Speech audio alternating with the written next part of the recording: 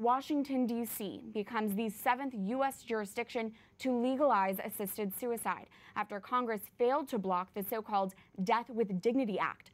To help untangle the myths behind assisted suicide, we turn to tonight's expert panel. Lucia Silecchia is a professor of law at the Catholic University of America.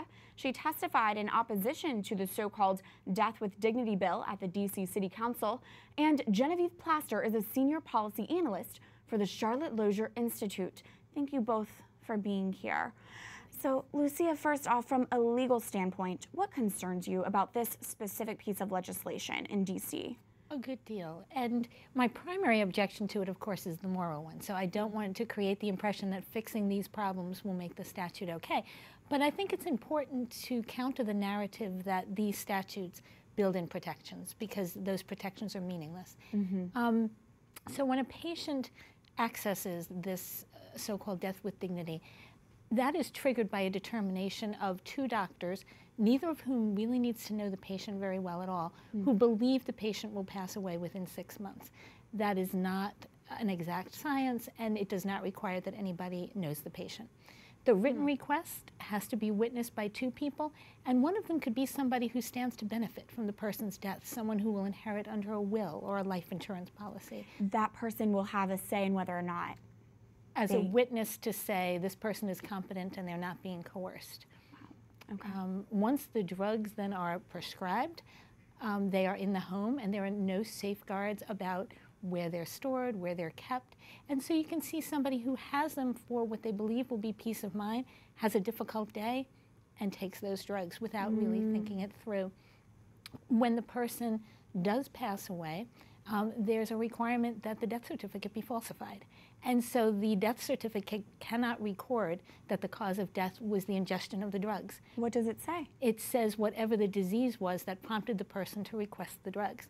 And so you have to be skeptical of any statute that requires you to lie on a public document. Absolutely. Genevieve, can you put this into perspective for us? How many more states are considering assisted suicide in 2017? Sure. So far already, we're already in February, March, and there's about 24 states that are considering legalizing assisted suicide.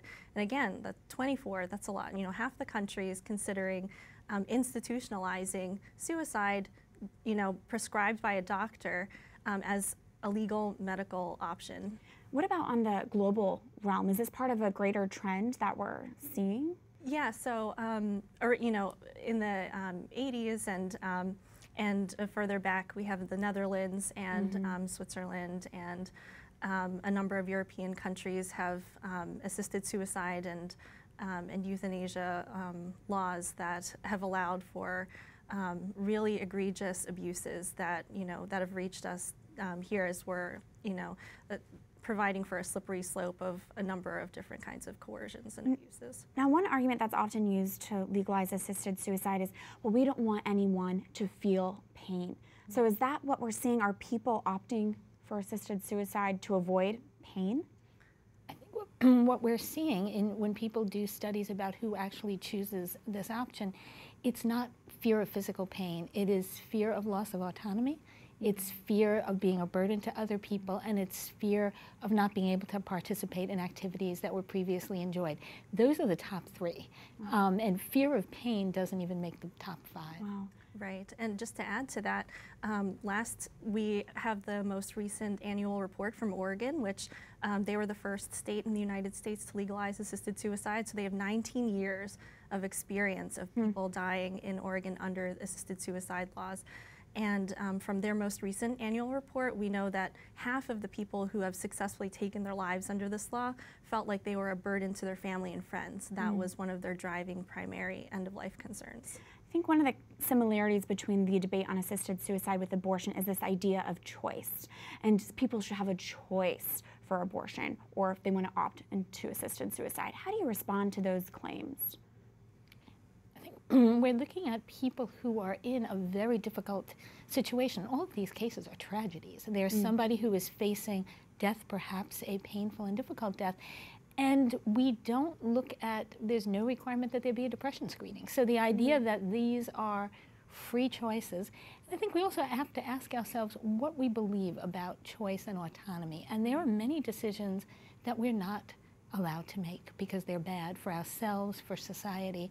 And so saying choice is problematic because it allows people to make decisions that don't just harm themselves, but bring in a medical community that is now part of this culture of death. People who we look to as healing doctors are now pulled into it.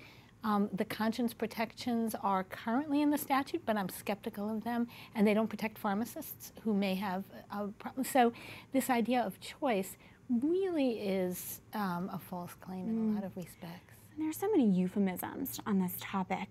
Death with dignity, compassion and choices. Is truth being distorted here? What is the truth? I mean, definitely in terms of being compassionate, you know, the most primary and basic and deepest role of medicine is to care, to heal, to, you know, be with the patient, to have compassion is to suffer with. And, you know, literally with physician-assisted suicide, you're institutionalizing, you're allowing for basically, you know, abandoning a very sick patient or someone who has fallen through the cracks, who may have a mental, maybe mentally depressed, but there's you know, there's no requirement that would catch them for counseling. So it's really concerning. And to that point, we know that from a 2008 British Medical Journal, there was a study done that looked at patients who had requested assisted suicide in Oregon. And it found that 20% of these patients who requested the lethal drugs were clinically depressed, separate from the requirements of the law. The study found, you know, the study brought in their own doctors and found that they were clinically depressed and were able to die still you know, under the law. Which points to the concerns with no depression screenings and everything like that. And just remember, every age, every stage of life has great dignity. Thank you both for being here with us and providing some clarity on this issue. Thank you. Thanks for having us.